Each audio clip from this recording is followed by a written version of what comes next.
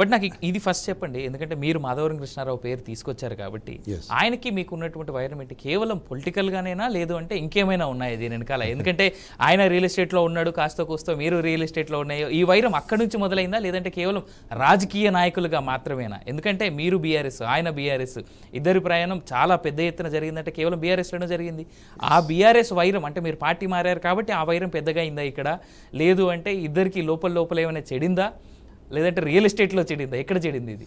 అసలు ఇంకోటి బ్రదర్, మీకు తెలియని ఇంకో విషయం చెప్పిన, Madhavaram Krishnarao also employee of Hyderabad, ఇద్దరు మేము కలిసి పనిచేసాం. సో అంటే ఆల్విన్లో పనిచేసినా కూడా తర్వాత టీఆర్ఎస్లో 2018 ఎలక్షన్స్, జనరల్ ఎలక్షన్స్లో కుకట్పల్లి కాన్స్టిట్యున్సీకి నేను ఇన్ఛార్జిగా వెళ్ళాను. ఆయన బ్రహ్మాండంగా 40,000 పైచీలు మెజార్టీతో గెలిపించినప్పుడు అందులో నా పాత్ర కూడా చాలా ఉంది. అందులో ఇది రాజకీయ వైరం తప్పితే అతనికి నాకు పర్సనల్ వైరం ఏం లేదు. ఎందుకంటే అతను నేను కలిసి పార్ట్నర్స్ కాదు, బిజినెస్ చేయలేదు, లేకపోతే ఇంకోటి చేయలేదు. రాజకీయంగా అతను బీఆర్ఎస్ పార్టీ నుంచి కంటెస్ట్ చేశాడు, నేను కాంగ్రెస్ నుంచి కంటెస్ట్ చేశా. నా గెలుపు దీంట్లో ఎవరి ప్రయత్నం వాళ్ళు చేస్తాం. ఎందుకంటే అతను అక్కడ ఆల్రెడీ 10 ఏళ్ల నుంచి పాతుకుపోయి ఉన్నాడు, ప్రజలతో సత్సంబంధాలు కలిగి ఉన్నాడు. నేను కొత్తగా వెళ్ళాను. ఇప్పుడు ఎందుకనంటే అన్నేళ్ల నుంచి ఉన్న మాధవరం కృష్ణారావు గెలవటం గొప్ప కాదు నా దృష్టిలో. కొత్తగా వెళ్ళి అప్పటికప్పుడే ఎస్టాబ్లిష్ చేసుకుని నేను అసలు రమేష్ అంటూ తెలియని వ్యక్తిని అక్కడ నేను ఎస్టాబ్లిష్ అయ్యి దగ్గర 70,000 ఓటు తెచ్చుకోవడం అనేది మామూలు మాట కాదనేది నా అంగీకరిస్తాను. నేను మీ మాటను అంగీకరిస్తా. కానీ అప్పటికే మీరు కూకట్పల్లి ఇన్ఛార్జ్గా వర్క్ చేశారు ఎలక్షన్స్లో. దాంతోపాటు మీకంటూ మీ పర్సనల్ క్యాడర్ కూడా ఉంది. బీఆర్ఎస్ క్యాడరు విడిపోయి ఇటు మీకు ఆయనకి ఇద్దరు కలిపి ఓట్లు వేశారు అనేటువంటి మాట. అక్కడ ఏమైందంటే నేను 2018లో ఆయనకి ఎలక్షన్కి ఆయనకి ఇన్ఛార్జిగా వెళ్ళిన మాట వాస్తవం. కానీ ఆ ఇన్ఛార్జిగా ఆ నెల రోజులు పనిచేశాను, నా పని అయిపోయింది, అతను గెలిపించాను.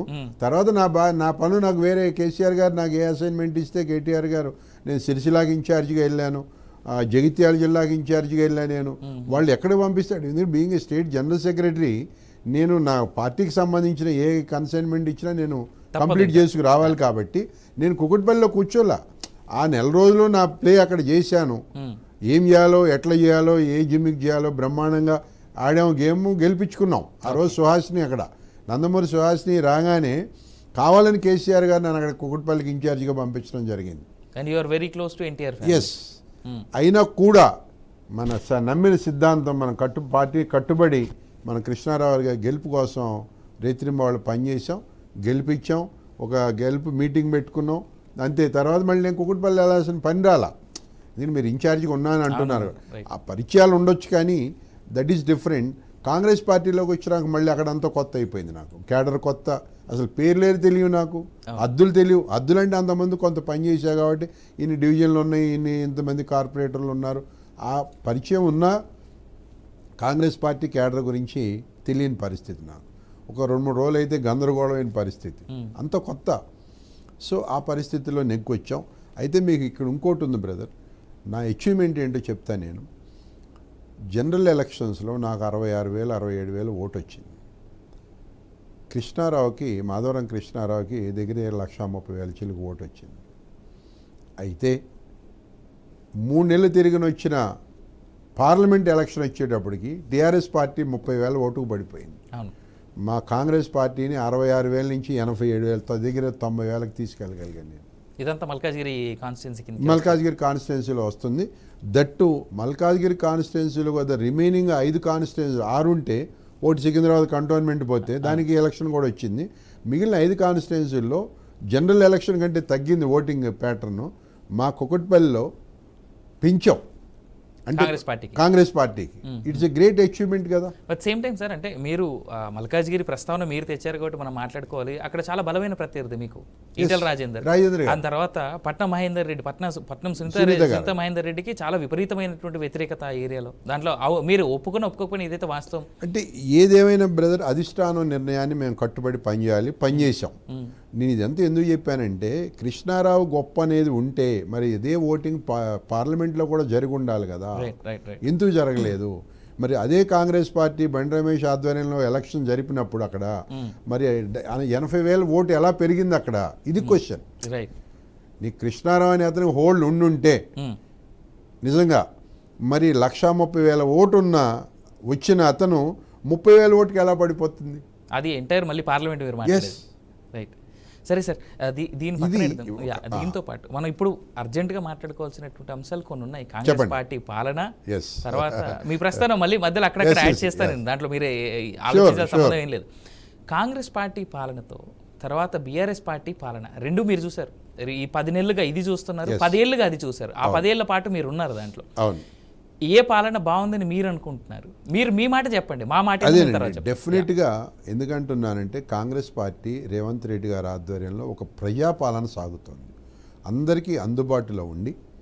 మరి వాళ్ళ ఎవరైనా లీడర్ దగ్గర నుంచి ప్రజల దగ్గర నుంచి ప్రజలకు చేరువలో ఉన్నటువంటి ప్రభుత్వం కాంగ్రెస్ ప్రభుత్వం. వేరే బీఆర్ఎస్లో ఏమైందంటేనండి, అది ఒక లిమిటెడ్ సోర్స్ అండి, అందరికీ అందుబాటులో ఉండేది కాదు, నాయకుడు ఎవరికి అందుబాటులో ఉండేవాడు కాదు. మాలాంటి జనరల్ సెక్రటరీ కూడా ఆయన అపాయింట్మెంట్ తీసుకోవాలంటే ఇనిషియల్ అయితే ఒక నెలకో 2 నెలకో దొరికేది, చివరిలో అయితే అసలు దొరకటమే పోయింది. నేను మాట చెప్తా సార్, చెప్పండి. మీరు మాజీ బీఆర్ఎస్ లీడర్గా ఒక్క నిమిషం మీరు మాట్లాడండి.